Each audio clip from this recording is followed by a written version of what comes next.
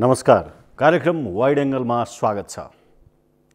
कार्यक्रम वाइड एंगलमा हामीले विविध विषयहरूलाई अत्यन्त डेप्थ एक्सकाभेसन अफ इन्फर्मेसन सकेसम्म गर्ने कोसिस गरेका छौँ। नेपाली समाजमा रहेका विद्यमान परिस्थितिहरू के छन्, आर्थिक, सामाजिक, राजनीतिक, मानव अभिरुचिका विषयहरू, सांस्कृतिक, त्यसैगरी चाहिँ नयाँ इन्फर्मेसन टेक्नोलोजीका विषयहरू, नयाँ इनोभेसनका विषयहरूलाई पनि क्रमिक रूपमा हामीले यो कार्यक्रममा समावेश गर्दै जानेछौँ। विषयसँग व्यक्तिलाई जोड्नेछौँ। पछिल्लो समय नेपाली राजनीतिमा स्थानीय तहको निर्वाचन सकिसकेपछि अब सङ्घीय र प्रदेशको निर्वाचनको विषय चर्चाको विषय बनेको छ। निर्वाचन आयोगले त्यसको तयारी गरिसकेको छ। कार्तिक या मङ्सिरमा चुनाव गर्ने भनेर निर्वाचन आयोगले त्यो केही मिति प्रस्तावित गर्दैछ सरकार समक्ष। राजनीतिक दलहरू पनि सकेसम्म छिटो नै निर्वाचन गर्नुपर्छ, कार्तिक मसान्तसम्ममा निर्वाचन गर्नुपर्छ भन्ने अभिव्यक्तिहरू सार्वजनिक गरेका छन् भने केहीले अलि पछि हुन्छ कि फागुनसम्म जान्छ कि भन्ने क्वेसन पनि उठाएका छन्। यही समयमा एसपीपी भन्ने स्टेट पार्टनरसिप प्रोग्रामको विषय चर्चाको विषय बन्यो। लौ यो त भइहाल्यो जस्तो, होइन यो त हुनै हुन दिनु हुँदैन भन्ने जस्तो यो चर्चा परिचर्चाको बिचमा सरकारले एसपीपीको सम्झौता नगर्ने र एसपीपीका कुनै पनि कामहरू अगाडि नबढाउने भनेर मन्त्री परिषदले निर्णय गर्यो, जुन कुरा सार्वजनिक भइसकेको छ। सत्ता गठबन्धनको विषय त्यस्तै छ। स्वतन्त्र उम्मेदवारहरूले स्थानीय तहमा निर्वाचन जितिसकेपछि काठमाडौँमा, त्यस्तै किसिमले चाहिँ नि धरानमा, कैलालीमा लगायतका विभिन्न ठाउँहरूमा स्वतन्त्र उम्मेदवारहरूले जितिसकेपछि राजनैतिक दलहरूको आकर्षण घट्दो र स्वतन्त्र उम्मेदवारहरूप्रतिको आकर्षण बढ्दो हो कि भन्ने विषय पनि अर्को विषय भनेको छ भने भर्खरै रवि लामिछानेले एउटा नयाँ पार्टी खोलेको घोषणा गर्नुभएको छ। त्यसले पनि स्वतन्त्र उम्मेदवारहरूको फेरि एक ठाउँमा उभिने एउटा कमन प्लेटफर्म बन्छ कि अथवा त्यसको प्रयास पो हो कि त्यसले राजनीतिक दलहरूलाई कतै समस्या त पार्दैन। अहिले विद्यमान बहुलवादी राजनीतिक दलहरू जुन पार्लियामेन्ट्री सिस्टममा बसेका छन्, यी विषयहरू उठेका छन्। डेमोक्रेसी, डेमोक्रेटिक नर्म्स, ती स्वतन्त्र उम्मेदवारहरू पनि डेमोक्रेसीको एउटा महत्त्वपूर्ण पाटोको रूपमा मान्नेहरू पनि छन्। आज हामी सीमित सरकारको विषयमा पनि कुराकानी गर्नेछौँ। यी विविध विषयमा, राजनीतिका विविध विषयमा कुराकानी गर्नका निम्ति नेपाली काङ्ग्रेसका प्रभावशाली नेता, भूतपूर्व मन्त्री, सरकार र माओवादी बीचको वार्ता कमिटीका सदस्य, माओवादीलाई पोलिटिकल मेनस्ट्रिममा ल्याउनको लागि महत्त्वपूर्ण भूमिका निर्वाह गर्नुभएका व्यक्तित्व, नेपाली काङ्ग्रेसका केन्द्रीय सदस्य रमेश लेखक हुनुहुन्छ। रमेशजी, स्वागत छ। धन्यवाद। सरसर्ती अहिले स्वतन्त्र उम्मेदवारहरूले जितेको र स्वतन्त्र उम्मेदवारहरू फेरि सङ्घीय निर्वाचनमा उठ्ने तयारी सरसर्ती सुनिन्छ। तपाईँले पनि सुन्नुभएको छ नि? सुनेको छु। यसले राजनीतिक दलहरूलाई समस्या पार्छ कि पार्दैन? अब पहिलो कुरा त यहाँले भन्नुभएको जस्तो विभिन्न ठाउँमा स्वतन्त्र उम्मेदवारहरू योपालि निर्वाचित भएका छन् र बडो महत्त्वपूर्ण ठाउँहरूमा, जस्तो देशकै राजधानी काठमाडौँमा, काठमाडौँ महानगरपालिकामा, त्यसरी नै पूर्वमा धरानमा, मध्य प्रदेशमा जनकपुरमा, सुदूरपश्चिममा धनगढीमा, कैलालीमा केन्द्रहरू चाहिँ त विचारका पनि केन्द्रहरू, राजनीतिका पनि केन्द्रहरूमा स्वतन्त्र उम्मेदवारी विजयी भएको अवस्था छ।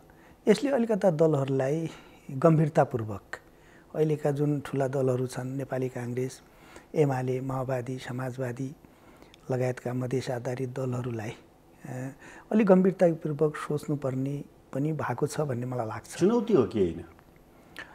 चुनौती भन्नाले गम्भीरतापूर्वक सोच्नुपर्ने भएको छ। दुईवटा कुरा लाग्छ मलाई यो स्वतन्त्र उम्मेदवारीको विजयले। एउटा त या त हाम्रो निर्णय प्रक्रियामा कहीँनिर समस्या छ।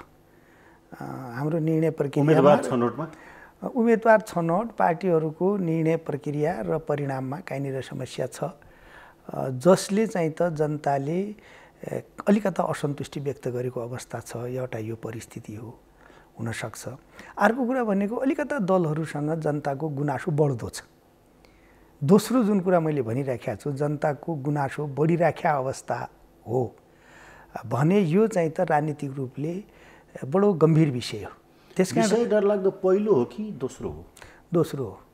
दोस्रो चाहिँ राजनीतिक दलहरूको मुख्य भूमिकामाथि नै जनताहरूको गम्भीर असन्तुष्टि छ। पहिलो कुरा त के हो भने खालि हामी राजनीतिक दलहरूका प्रति चाहिँ त राम्रै भाव छ जनताको, तर अलिकता निर्णय तिमीले ठिक गरिराखेका छैन है भन्ने खालको मात्रै कुरा हो भने त करेक्सन गरेर जान पाइयो, जान सकिने भयो। तर अलिकता राजनीतिक दलहरूकै माथि क्वेसन गरेको हो जनताले भने त्यो गम्भीर कुरा हो। त्यसो भए यो प्रश्न सोधेको किन भने नि रमेशजी, यो पोलिटिकल सिस्टममा एक्जिस्टिङ पोलिटिकल पार्टिज प्रतिको मतदाताको अस्वीकृति स्वरूप निस्केको परिणाम हो या यसले डेमोक्रेसीलाई फ्लोरिस गर्नुको सट्टा चाहिँ यसले चाहिँ डेमोक्रेसीलाई हार्म गर्न सक्ने परिणाम निर्माण हुँदैछ? अनि डेमोक्रेसीलाई हार्म त त्यति नगर्ला, किनभने यो पनि डेमोक्रेसीकै एउटा पार्ट हो नि त। स्वतन्त्र उम्मेदवारी दिन पाउने, स्वतन्त्र उम्मेदवार चयन हुन सक्ने, जनताको अभिव्यक्तिको यति खुला स्वतन्त्रता छ कि दलभन्दा बाहिर गएर पनि उम्मेदवार छान्न सक्ने सम्मको चाहिँ त अभ्यास हामी गरिराखेका छौँ। यसले जनताले बढीभन्दा बढी राजनीतिक अधिकारको उपयोग गरिराखेका अवस्था छ, जुन हाम्रो बहुलवादको मूल सिद्धान्त पनि हो। त्यो एउटा पाटो भयो। मलाई लागिरहेको के हो भने दलहरूका प्रति असन्तुष्टि, जस्तो उदाहरणका लागि के भने राजनीतिक अधिकार प्राप्त भएको छ जनतालाई, राजनीतिक अधिकारमा जनता खुसी छन्, तर चाहिँ त राजनीतिक अधिकारले मात्रै पुग्दैन। आर्थिक, सामाजिक, सांस्कृतिक, सामुदायिक जुन हक अधिकारका कुराहरू संविधानले पनि भनेको छ र अहिलेको पछिल्लो समयको लोकतान्त्रिक व्यवस्थामा डेलिभरी गर्नुपर्ने कुराहरू छन्। आर्थिक अधिकारका कुराहरू, सामाजिक सांस्कृतिक अधिकारका कुराहरू, त्यहाँनिर जनता थोरै असन्तुष्ट भएर दलहरूले गर्न सकिरहेका छैनन् है भन्ने खालको चाहिँ त भावको अभिव्यक्ति हो कि यो? यदि त्यसो हो भने मेरो कुरा के हो भने सचेत हुन जरुरी छ। यसले पोलिटिकल पार्टिजलाई, एक्जिस्टिङ पोलिटिकल पार्टिजलाई थ्रेट हो कि एक्जिस्टिङ पोलिटिकल सिस्टमलाई पनि थ्रेट हो? अहिले त पार्टिजलाई नै भन्छु म, पार्टिजलाई नै हो र त्यो पार्टिजलाई खबरदारी हो र अब सुध्रिनुपर्छ। कसरी सुध्रिनुपर्छ भने पार्टिजहरूले एउटा के बुझ्नु पर्यो भने जनता थोरै हाम्रा प्रति असन्तुष्ट छन् है, हाम्रो प्रति गुनासो छ है, त गुनासो के हो, असन्तुष्टि के हो, त्यो गुनासो र असन्तुष्टिलाई सम्बोधन गरेर जनता कसरी सन्तुष्ट हुन्छन्, कसरी चाहिँ त गुनासाहरू कम हुन्छन् भन्नेतिर राजनीतिक दलहरू जानु पर्यो। यो पद्धतिकै चाहिँ त खिलाफको आवाज हो भन्ने मलाई लागिराखेको छैन। तर दलहरूले राम्रो गर्न सकिरहेका छैनन् है भन्ने कुराको, स्वतन्त्र उम्मेदवारहरूले ठाउँ ठाउँमा ठुला ठुला ठाउँहरूमा जित्नु डेमोक्रेसीकै एउटा महत्त्वपूर्ण पाटो हो। किनभने डेमोक्रेसीले ल्यायो नि त यो युनिभर्सल सफ्रेज पेरियोडिक इलेक्सनको कुरा। त्यो इलेक्सनमा सहभागी हुने त आखिर डेमोक्रेसीको प्रोडक्ट हो। त्यो एउटा कुरा हुँदै हो। सँगसँगै के भयो त भन्दा उहाँहरूले यो संविधानको दायराभन्दा बाहिर गएर त एजेन्डा ल्याउनु भएको छैन नि। यदि उहाँहरूले संविधानको दायराभन्दा बाहिर गएर एजेन्डा लिएर जित्नु भएको भए यो लोकतन्त्रका लागि, संविधानकै लागि चुनौती हुन्थ्यो। जस्तो एकछिनका लागि अहिले संविधानले जे भनेको छ नि, हामीले गणतन्त्र भनेका छौँ, संघीयता भनेका छौँ, लोकतान्त्रिक मूल्य र मान्यताहरूलाई चाहिँ त व्यवस्थित गरेका छौँ। सङ्घीय लोकतान्त्रिक गणतन्त्रात्मक शासन व्यवस्था जुन छ त्यसकै विपरीतमा उहाँहरूले एजेन्डा ल्याएर, त्यसका विरुद्धमा एजेन्डा ल्याएर चुनाव लडेर जित्नु भएको भए यो व्यवस्थाकै प्रति खतरा भयो है, अथवा यो संविधानकै विरुद्धमा चाहिँ त जनताको भावना अभिव्यक्त हुन थाल्यो भन्ने हुन्थ्यो। तर उहाँहरूको निर्वाचन त, उहाँहरूको प्रतिस्पर्धा त यही संविधानको सीमाभित्र हो, यही संविधानका एजेन्डाहरूभित्र भइसकेपछि त त्यस कारण यो व्यवस्थाकै लागि चाहिँ त थ्रेट हो भन्नुभन्दा पनि दलहरूका लागि खबरदारी हो। एउटा प्रश्नको उत्तर दिनुहोस् न, दलहरूप्रतिको खबरदारी, दलहरू त आखिर चुनाव जितेपछि सरकारमा जान्छन्, सरकारमा जाँदाखेरि सरकारको डेलिभरी, सरकारको ट्रान्सपरेन्सी, सरकारको एकाउन्टेबिलिटी, सरकारको अपर्च्युनिटी क्रिएसन, सरकारलाई हरेक नेपाली नागरिकले मेरो सरकार भन्ने अपनत्व लिन नसक्नु, यी विविध कारणहरू हुन् या यी राजनीतिक दलहरूले छनौट गरेका उम्मेदवारहरू गरेका डिसिजनहरू गलत थिए त्यसको बाइ प्रोडक्ट हो। मैले भने नि त यो दुईटै कुराको सम्भावना हो। एउटा चाहिँ त्यो के भने हाम्रो निर्णयमा असन्तुष्टि पनि हुनसक्छ होइन। अब त्यसलाई त सूक्ष्म रूपले विश्लेषण गर्न जरुरी छ भन्छु म कि हाम्रो निर्णयमा मात्रै असन्तुष्टि पनि हुनसक्ने भयो एउटा कुरा। अर्को कुरा अलिकता दलहरूकै विरुद्ध पनि हुनसक्ने भयो। त यो दुईटै कोणबाट हेर्न जरुरी छ। अब दलहरूकै विरुद्धमा भएको भए देशभरि दलहरूका विरुद्ध वातावरण बन्नु पर्थ्यो। फेरि देशभरि त बनेको छैन, केही सीमित ठाउँहरूमा बनिएको छ। तर जतिसुकै ठाउँहरू सीमित छन् भने पनि महत्त्वपूर्ण ठाउँहरू छन्, धेरै ठुलो जनसङ्ख्या भएका ठाउँहरू छन् र चाहिँ त राजनीतिक केन्द्रहरू नै छन् ती जति पनि ठाउँमा स्वतन्त्र जित्ने स्थिति आछ। त्यसो भएको हुनाले काहीँ न काहीँ हाम्रो निर्णयसँग पनि असन्तुष्टि हो हेर्नुहोस्। र सँगसँगै काहीँ न काहीँ चाहिँ के भनेपछि अलिकता दलहरूका प्रति खबरदारीको पनि स्थिति चाहिँ त गन्ध देखिराखेको छ। तर यसलाई चाहिँ त मैले यहाँले भन्नुभएको जस्तो व्यवस्थाकै विरुद्धको चाहिँ त गतिविधि होइन, बिल्कुल होइन। त्यो राप्रपा जस्ता पोलिटिकल पार्टिजले ठाउँहरूमा जितेको भए यो व्यवस्था विरुद्धमा पनि हो भन्न सकिने अवस्था हुन सक्थ्यो होला। हो त, जस्तो राप्रपाले चाहिँ त दुईटा एजेन्डा त हामीले संविधानमा व्यवस्था नगरेका त दुईटा मूल एजेन्डा त उठाइराखेका छ।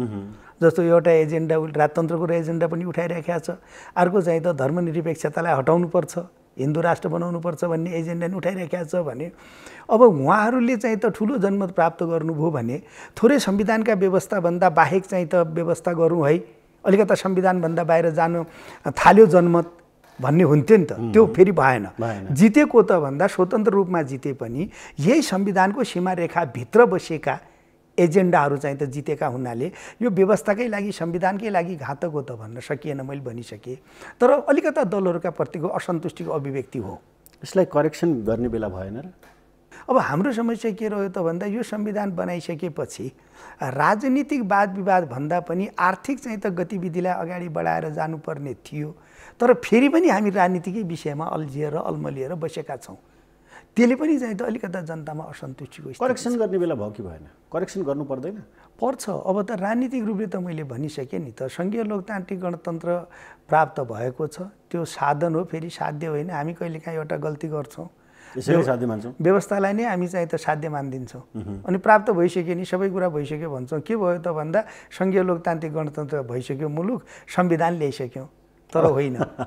संविधानको प्रस्तावनाको अन्तिम वाक्यांश बडो महत्त्वपूर्ण छ। यो संविधान के का लागि किन बनेको भन्ने कुरामा सङ्घीय लोकतान्त्रिक गणतन्त्रात्मक शासन व्यवस्थाका माध्यमबाट भनेर भनेको छ र चारवटा कुरा प्राप्त गर्ने भनेको चाहिँ दिगो शान्ति प्राप्त गर्ने, विकास प्राप्त गर्ने, सुशासन प्राप्त गर्ने र समृद्धि गर्ने भनेर भनेको छ। त्यस कारण चाहिँ त साध्य त के हो त भन्दा दिगो शान्ति, सुशासन, विकास र समृद्धि साध्य हो। यो सङ्घीय लोकतान्त्रिक गणतन्त्र त साधन हो, माध्यम मात्रै हो, माध्यम हो। जस्तो हामीले पोखरा जानु छ या झापा जानु छ या कञ्चनपुर जानु छ भने हामीले गाडी प्राप्त गऱ्यौँ, साधन प्राप्त गऱ्यौँ, गाडी होला, मोटरसाइकल होला, जहाज होला, जे भए पनि जाने साधन प्राप्त गऱ्यौँ, त्यो पनि आफैमा ठुलो प्राप्ति त हो।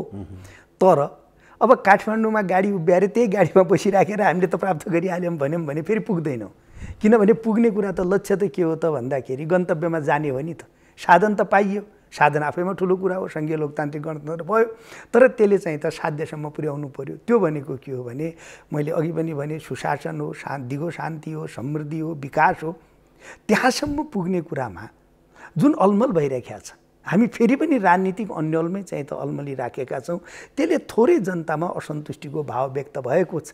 त्यस कारण समयमै यसलाई चाहिँ त करेक्सन गरेर अगाडि बढ्न जरुरी छ। मैले यो प्रश्न किन सोधेको भने पछिल्ला समयमा अलिअलि कता कता प्रक्सिमिटी पोलिटिक्स, उम्मेदवारहरूको छनौटमा प्रक्सिमिटीका आधारमा अथवा एक किसिमको नेपोटिजम, एक किसिमको फेभरेटिजम देखिने।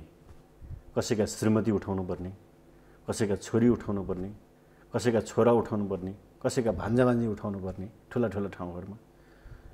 यसले निरन्तर जीवनभर सङ्घर्ष, लोकतन्त्रको लागि सङ्घर्ष गरेको परिवार, व्यक्ति, समाजमा एउटा निराशा आयो। त्यो पोलिटिकल पार्टिजले बेलैमा करेक्सन गरेन भने त यसको त ठुलो परिणति भोग्नु पर्ला नि त। यस विषयमा पोलिटिकल पार्टिज, तपाईँ पनि एउटा राजनीतिक दलको चाहिँ नि महत्त्वपूर्ण प्रभावशाली व्यक्तित्व हुनुहुन्छ, नेतृत्व हुनुहुन्छ, बेला भएन? भएको छ, बेला भएको छ। यहाँले भन्नुभएको जस्तो यो गुनासो छ जनताको।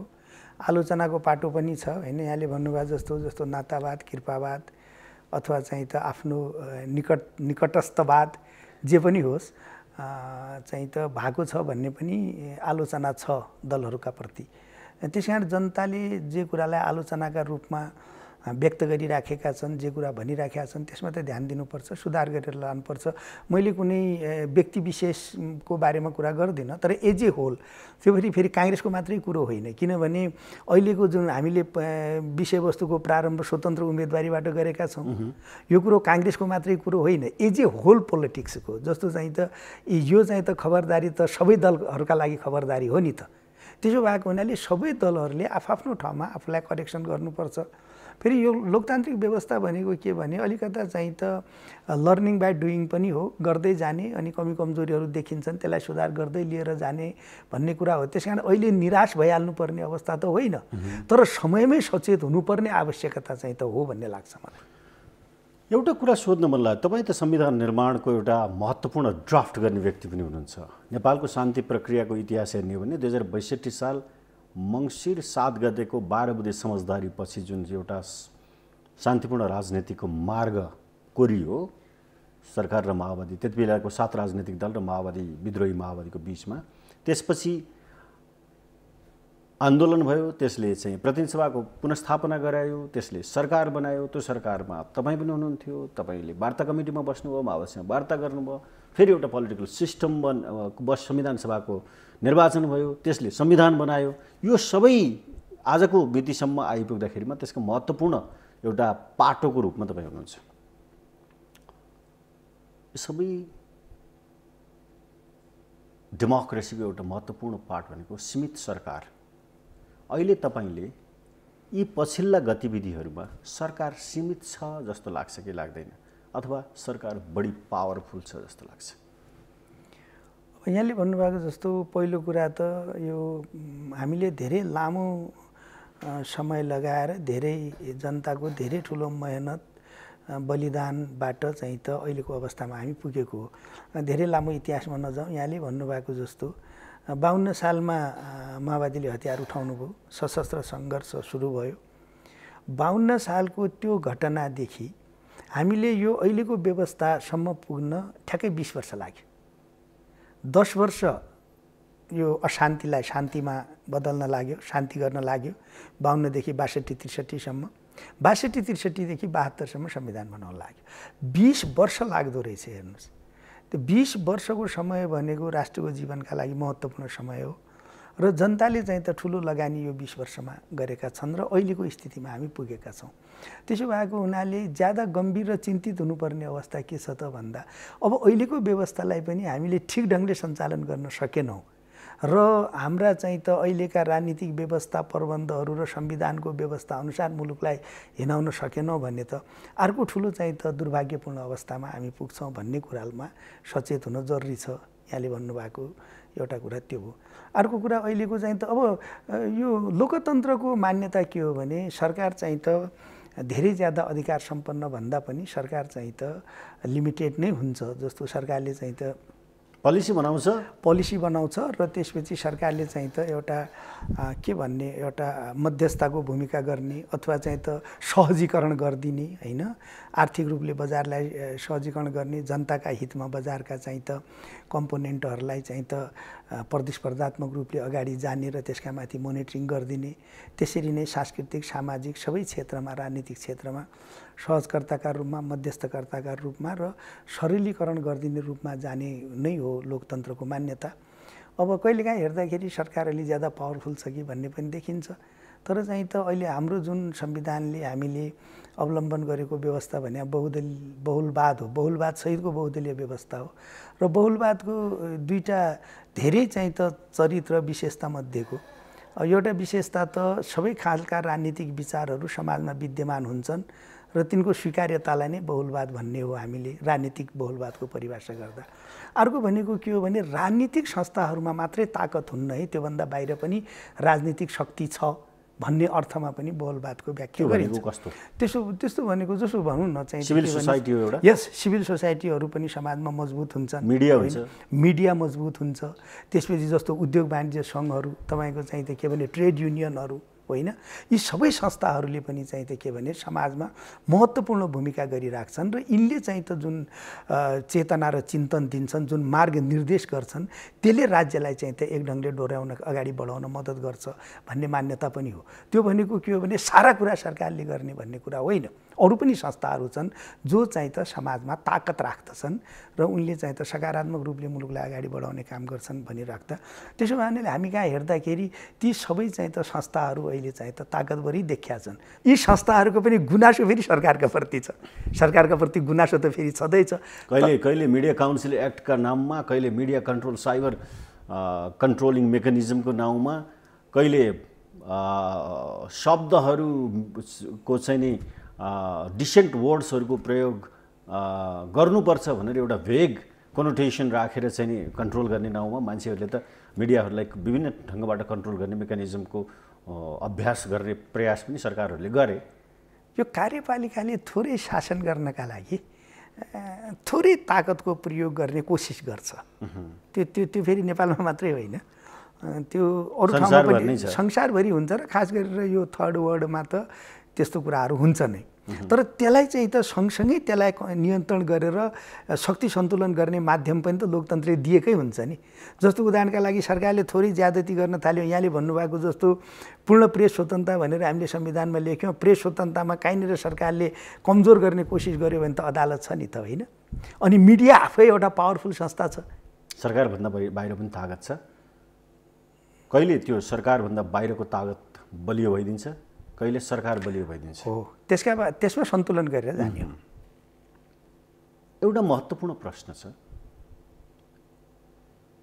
सत्ता गठबन्धन किन गरियो र यसको कन्टिन्युएसनको भविष्य के छ भन्ने प्रश्न अहिले समाजमा विभिन्न ढङ्गबाट उठेका छन्। तपाईको प्राज्ञिक व्यक्ति भएको हुनाले यो प्रश्न गर्न जरुरी पनि छ, एउटा नेता मात्रै, पोलिटिकल फिगर मात्रै नभएर। यो संसारको इतिहासमा गठबन्धन, सत्ताको गठबन्धन भन्ने आइडियोलोजीको आधारमा हुन्छ, झन्डाको आधारमा हुन्छ, पोलिटिकल पार्टीको नामको सिमिल्यारिटिजको आधारमा हुन्छ, अथवा सेन्टर टु राइट, त्यसपछिको राइट, त्यसपछिको राइट, त्यसका आधारमा हुन्छ, या सत्ता स्वार्थका निम्ति हुन्छ। अहिलेको रेडिकल अपोनेन्ट बीचको सत्ता गठबन्धन यो नेचुरल होइन, अप्राकृतिक हो भन्छन् के मान्छेहरूले। तपाईँ त्यसमा सहमत हुनुहुन्छ? अप्राकृतिक भन्ने शब्दसँग त अलिक कम सहमत छु, तर यहाँले भन्नुभयो अरू सबै कुरासँग सहमत छु। त्यो भने के हो भने प्रायःजसो गठबन्धन दुई प्रकृतिका देखिन्छन्। अब हुन त अरू पनि धेरै हुन्छन्, तर मूलतः दुई प्रकृतिका देखिन्छन्। एउटा वैचारिक रूपले निकटता भएका दलहरूका बिचमा देखिन्छ र त्यो अलिकता स्थायी र लामो समयसम्म जाने खालको देखिन्छ है, एउटा त्यस्तो खालको हुन्छ। एउटा तत्कालीन कारणले उत्पन्न हुन्छ गठबन्धन, र त्यो गठबन्धन चाहिँ त के भने धेरै लामो नजाने खालको गठबन्धन हुन्छ है।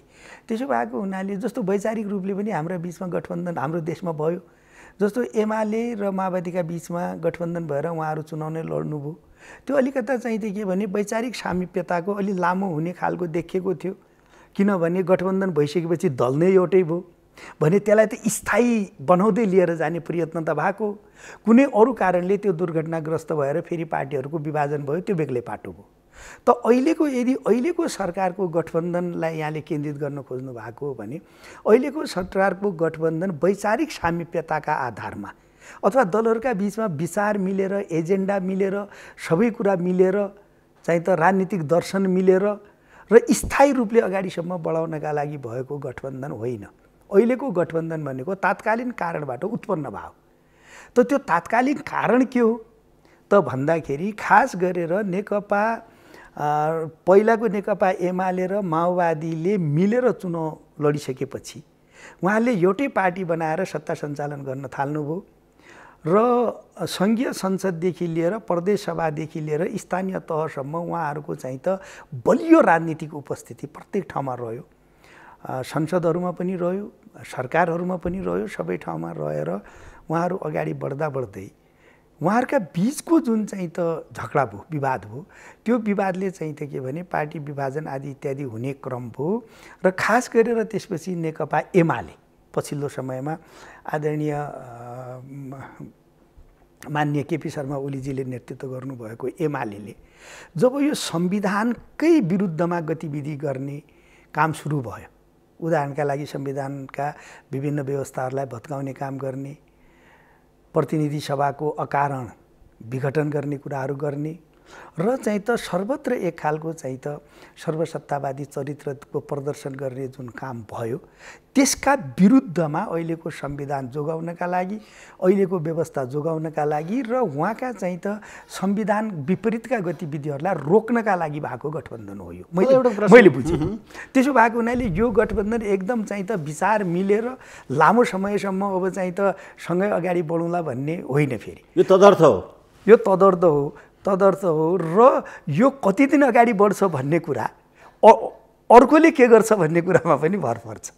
यो आफै चाहिँ त मिलेर धेरै अगाडि बढ्ने कुरा चाहिँ त केपी ओली विरुद्ध अथवा तत्कालीन एमालेको एक्टिभिटिजका विरुद्ध तपाईँले भनेको जुन एउटा सर्ट अफ यो संदिग्धता, कतै डेमोक्रेसीमा प्रब्लम आउँछ कि भन्ने संदिग्धताका कारणले गर्दाखेरिमा एउटा गठबन्धन निर्माण भयो भन्ने धेरै डेमोक्रेटिक फोर्सेसहरूको भनाइ छ।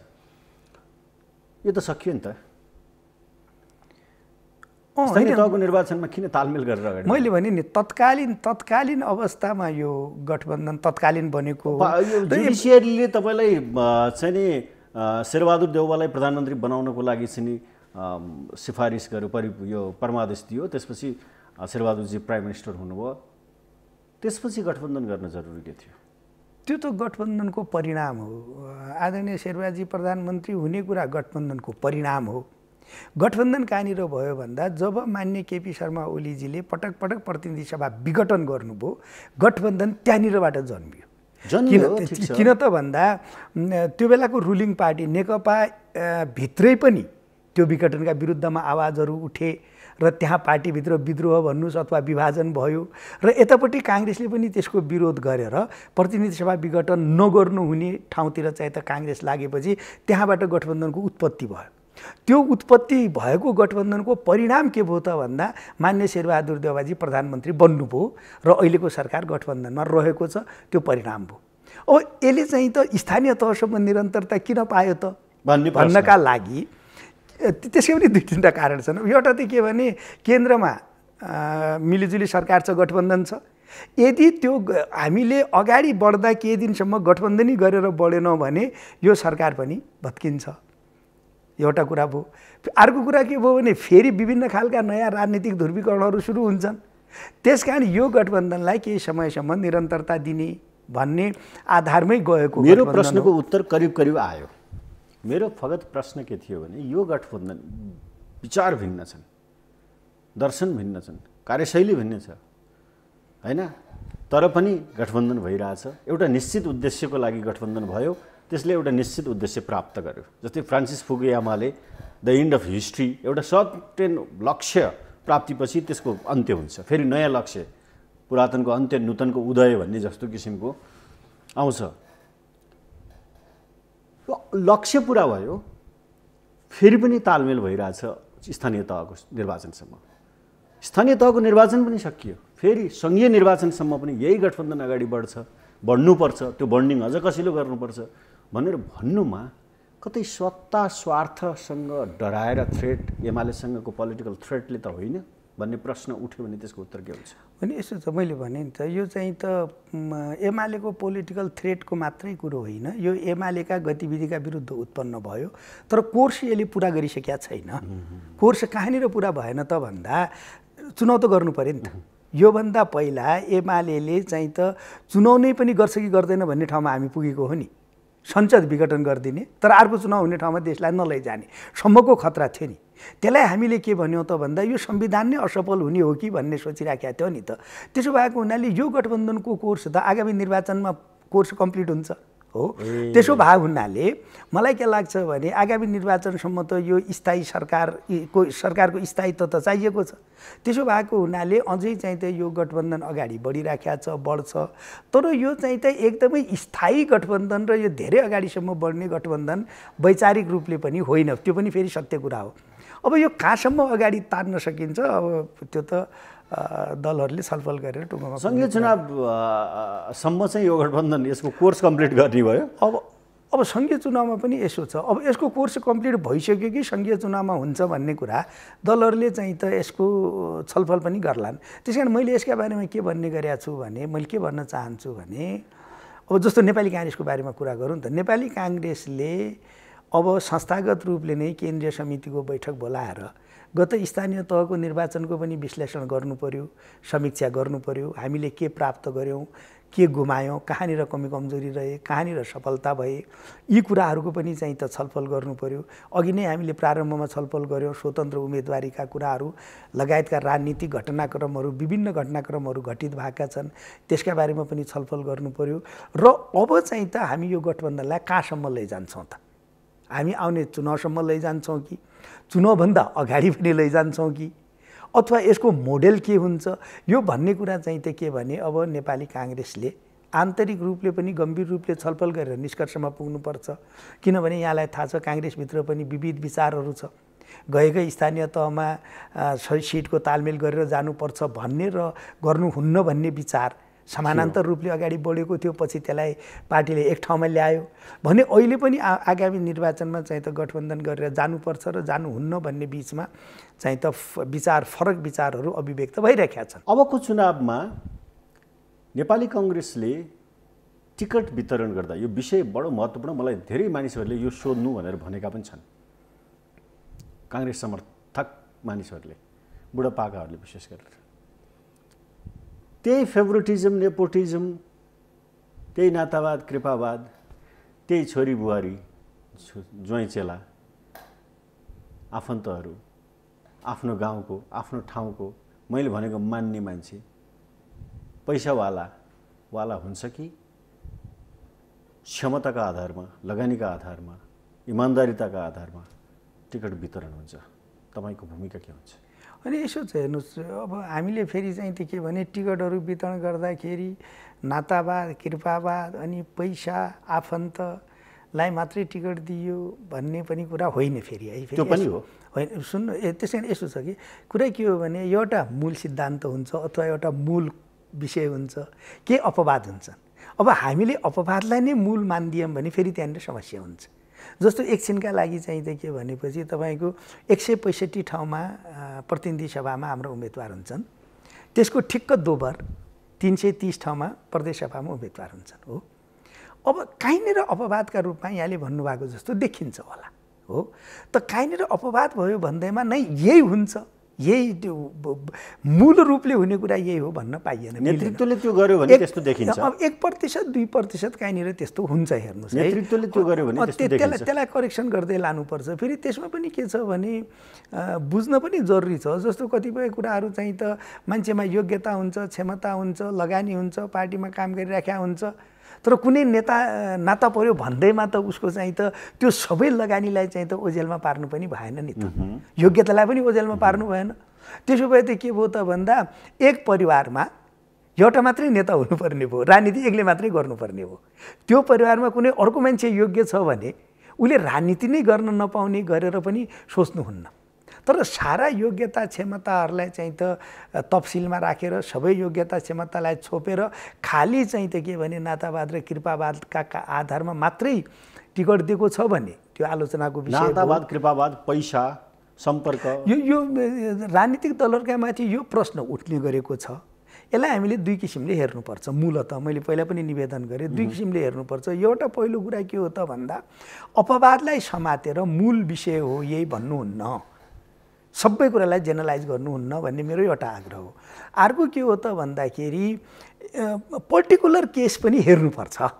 जस्तो कुनै मानिसले नातावाद कृपावादले मात्रै टिकट पाएको हो कि योग्यता पनि हो, क्षमता पनि छ, राजनीतिमा लगानी पनि छ, आफ्नो पनि छ, परिवारको पनि छ, सबै छ भने त्यो कुरा पनि हेर्नु पर्यो। पारदर्शिता देखाएर कुनै मानिसलाई टिकट दिएको उम्मेदवारी बनाएको हो भने पनि त्यसको कारण यो हो भनेर जस्टिफाई पनि हामीले गर्न सक्नु पर्यो। किनभने जनताबाट प्रश्न उठिसकेपछि त त्यसको जवाब त दिनु पर्यो नि त, हिसाब त दिनु पर्यो नि त, होइन र? त्यसो भएको हुनाले हामीले जस्टिफाई पनि गर्नुपर्छ। हाम्रामाथि जुन प्रश्नहरू उठेका छन् त्यसलाई चाहिँ त गम्भीरतापूर्वक लिएर प्रश्नहरू नउठ्ने स्थिति बनाउनुपर्छ। चुनाव कहिले होला जस्तो छ? मङ्सिरमा हुनुपर्छ भन्ने हो मेरो कुरा। कार्तिक 28 गतेलाई प्रपोज गरेछ भन्ने कुरा अपुष्ट समाचारहरू आइरहेछ, त्यो सही हो? मितिका बारेमा मलाई जानकारी भएन अहिलेसम्म। अब हाम्रो कानुनी व्यवस्था अनुसार सरकारले घोषणा गर्ने हो, त्यसका लागि निर्वाचन आयोगसँग परामर्श लिने हो। सरकारले परामर्श लिएको, निर्वाचन आयोगले परामर्श दिएको जानकारी छैन, भएको छैन, होइन? तर यहाँले भन्नुभएको जस्तो यदि कार्तिकको अन्तिम हप्ता गर्ने भनेको हो भने पनि ठिक छ। मङ्सिरको पहिलो, दोस्रो, तेस्रो हप्तासम्म पनि गर्ने कुरा पनि ठिक छ। मङ्सिरमा निर्वाचन भएको 21-22 गते 5 वर्ष पुग्ने भएको हुनाले त्यो समयभित्र गरिसक्नुपर्छ भन्ने मेरो आग्रह हो। तपाईँ त कानुनको विद्यार्थी पनि, मङ्सिरको 21 भित्रमा चाहिँ निर्वाचन गरिसक्नुपर्छ, त्यो संवैधानिक बाध्यता हो? पर्छ भन्ने मलाई लाग्छ। कारण के हो भने जस्तो कतिपयले पहिलो बैठक फागुनमा बसिया थियो, त्यस कारण फागुनमा गर्दा हुन्छ कि भन्ने जुन भनाइ छ नि, मेरो आग्रह के छ भने योपालि पनि हजुरले मङ्सिरमा चुनाव गर्नुभयो भने पहिलो बैठक फागुनमै जाने हो। कारण के हो त भन्दा मङ्सिरमा चाहिँ होइन, यहाँले मङ्सिरमा चुनाव गरेपछि हामीले जसलाई प्रत्यक्ष भन्ने गर्छौँ नि, फर्स्ट पास्ट द पोस्ट, होइन? त्यसको त चाहिँ त रिजल्ट एक हप्ताभित्र आइसक्छ। तर समानुपातिको रिजल्ट आउनका लागि त हजुरलाई फेरि 1 महिना कुर्नुपर्छ। 1 महिना कुर्ने भनेको मङ्सिरमा गर्नुभयो भने पुसको अन्तिममा रिजल्ट आउला हो। अनि त्यसपछि चाहिँ त के भने अब निर्वाचन आयोगले नामसामा के अरे सार्वजनिक गर्नुपर्छ। यो सबै कुरा गर्दाखेरि पुस माघको महिना लाग्छ र मोरलेस फागुनमै गएर चाहिँ त अथवा माघमा गएर पहिलो बैठक बस्ने स्थिति हुने भएको हुनाले त्यसलाई चाहिँ त अब मङ्सिरमै गर्नुपर्छ भन्ने मलाई लाग्छ, पहिलो कुरा हो। दोस्रो कुरा के हो भने यो प्रतिनिधि सभाको कार्यकाल कहिले सकिन्छ भन्ने मात्रै विषय होइन फेरि, किनभने अहिलेको निर्वाचनसँग फेरि अरू निर्वाचन पनि जोडिएका छन्। जस्तो राष्ट्रपतिको निर्वाचन, उपराष्ट्रपतिको निर्वाचन पनि यो निर्वाचन पश्चात गर्नुपर्ने हुन्छ हो। त्यसो भएको हुनाले त्यो निर्वाचन गर्ने तिथिमिति पनि संविधानले, कानुनले तोकेको छ है। संविधानले के कुरा भनेको छ, कानुनले चाहिँ त तिथिमिति नै तोक्या छ। मतलब मिति तोक्या छैन कि जस्तो चाहिँ त के भने राष्ट्रपतिको कार्य अवधि सकिनुभन्दा 1 महिना पहिला नै चाहिँ त निर्वाचन गर्नुपर्छ भनेको छ हो। त्यो कार्य अवधि कहिले सकिन्छ हेरौँ, फागुनको अन्तिमतिर सकिन्छ। त्यसको अर्थ फागुनको प्रारम्भमा राष्ट्रपतिको निर्वाचन गर्नुपर्छ। फागुनको प्रारम्भमा राष्ट्रपतिको निर्वाचन गर्न माघसम्म मतदाता नामावली तयार हुनुपर्छ। त्यसका लागि पनि मङ्सिरमा चुनाव गर्नुपर्छ। अब त्यसको अर्थ कुनै सेफ्टी भल्भ नै छैन संविधानमा भन्ने फेरि होइन। राष्ट्रपतिजीको निर्वाचन ढिलो गर्ने हो भने केही त चाहिँ त ढिलो गर्न सकिने व्यवस्थाहरू त छन्, तर त्यसमा जानुहुन्न भन्छु म। किनभने संविधानको अघि नै मैले भने नि, अपवादलाई समातेर हिँड्नुहुन्न। मूल विषय के हो, संविधानको मूल भावना के हो त भन्दा मङ्सिरमा चुनाव गर्नुपर्छ भन्ने संविधान र कानुनको भावना हो। फटाफट एकदम छोटकरीमा एन्सर खोजेँ, एकदम छोटो समयमा। नेपालमा शेरबहादुर देउवा पपुलर कि नेपाली काङ्ग्रेस? पावरफुल त पार्टी नै हो नि। केपी ओली पावरफुल कि एमाले पावरफुल, के लाग्छ? त्यसमा अलिकता फरक छ फेरि। अब हेर्नुहोस् है, त्यसमा फरक किन भयो त भन्दाखेरि अब मैले बडो आदरपूर्वक भन्छु केपी ओलीजीलाई, मेरो एकदम आदर छ, उहाँलाई म सम्मान गर्छु। उहाँ धेरै लगानी गरेको यो देशमा लोकतन्त्रका लागि, विचारका लागि धेरै लड्या मानिस हो। तर पछिल्लो समयमा उहाँले पार्टीभन्दा आफू बलियो हुने कोसिस गर्नु भएरै यो बिग्रेर यहाँसम्म पुग्यो कि स्थिति, होइन? त्यसो भएको हुनाले उहाँले त्यो प्रयत्न गर्नुभयो। तर कुनै पनि नेताले चाहिँ त के भने त्यो प्रयत्न सकारात्मक रूपले गर्न पाइयो। मैले भने नि त स्टेट्सम्यानसिप डेभलप गरेर तपाईँ पार्टीभन्दा माथि उठेर सबै पार्टीको नेता हुन सक्नुभयो भने त त्यो त गजब भयो। मेरो प्रश्न फेरि राम्रो कुरा, केपी ओली पावरफुल कि नेकपा एमाले? अहिले केपी ओली चाहिँ ज्यादा पावरफुल हुनु भएको हुनाले अहिले स्थिति बिग्रियो भनिहाल्यो नि त। प्रचण्ड पावरफुल कि माओवादी केन्द्र? कम्युनिस्ट पार्टीमा हेर्नुहोस्, कम्युनिस्ट पार्टीको नेता चाहिँ त पार्टीभन्दा कहिले काहीँ पावरफुल हुन्छ। मन्दिर जानुहुन्छ? जान्छु। पूजा गर्नुहुन्छ? गर्छु। किताब कस्ता पढ्न मन लाग्छ? त्यस्तो ठ्याक्कै यस्तै भन्ने छैन। अब हेरिकन कहिले के सबभन्दा मनपर्ने अहिले किताब पछिल्लो समयमा चाहिँ के भने समयले पनि खासै मैले पढ्न पाएको छैन। यो कहिले चुनाव कहिले के यो चाहिँ त पार्टीको काम क्षेत्रको काम यो त्यो त धेरै पढ्ने लेख्ने कुरा पछिल्लो समयमा एकदमै घटेर गएको छ। तपाईँ त धेरै पढ्ने मान्छे मध्ये पहिला अलिअलि पढ्थेँ, धेरै पढ्ने होइन, फेरि म धेरै पढ्ने होइन तर अलिअलि पढ्थेँ, समय निस्क्यो कि पढिहाल्थेँ, कहिलेकाहीँ लेख्थेँ पनि। यो पछिल्लो समयमा पढ्ने लेख्ने काम सब बर्बाद। मुभी हेर्नुहुन्छ कि हेर्नुहुन्न फिल्म? बहुत कम। पहिला म धेरै हेर्थेँ, पढ्दा धेरै हेर्थेँ, अहिले एकदम कम हेर्छु। गीत सुन्नुहुन्छ? गीत पनि म बहुत कम सुन्छु। घरमा फुर्सदको समयमा के गर्नुहुन्छ? फुर्सद अलिक कम हुन्छ। फुर्सद भयो भने यहाँले भन्नुभयो जस्तै यही अखबार किताब भएको बेला पढ्ने फुर्सद भयो भने। दैनिक न्युज अपडेट त हुनुहुन्छ? करिब कोसिस गर्छु। तपाईँको अनलाइनमै धेरै समाचारहरू आइहाल्छन्। त्यसपछि कहिले भेट्या बेला चाहिँ त फुर्सद भए बेला प्रिन्ट मिडिया पनि हेरिन्छ। प्रधानमन्त्री एवं पार्टी सभापतिसँगको भेटघाट हप्तामा दैनिक कसरी हुन्छ? दैनिक त हुँदैन। हप्तामा पनि त्यस्तो हप्तामै भइहाल्छ भन्ने छैन।